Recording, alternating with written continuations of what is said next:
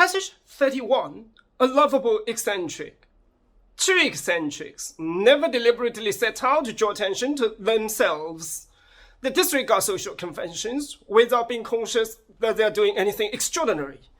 This invariably wins them the love and respect of others, for they add color to the dull routine of everyday life.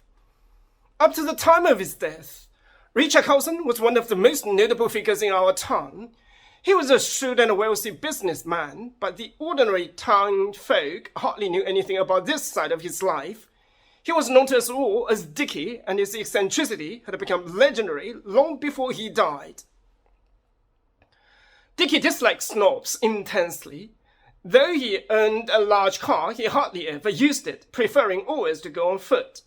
Even when it was raining heavily, he refused to carry an umbrella. One day, he walked into an expensive shop after having been caught in a particularly heavy shower. He wanted to buy a £300 fur coat for his wife, but he was in such a bedraggled condition that an assistant refused to serve him. Dickie left the shop without a word and returned carrying a large cloth bag. As it was extremely heavy, he dumped it on the counter. The assistant asked him to leave, but Dickie paid no attention to him and requested to see the manager. Recognizing who the customer was, the manager was most apologetic and reprimanded the assistant severely. When Dickie was given the fur coat, he presented the assistant with a cloth bag that contained £300 in pennies.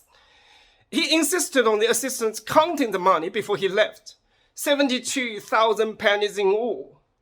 On another occasion, he invited a number of important critics to see his private collection of modern paintings.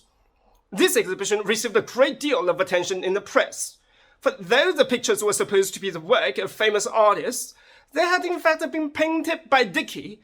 It took him 4 years to stage this elaborate joke, simply to prove that critics do not always know what they are talking about.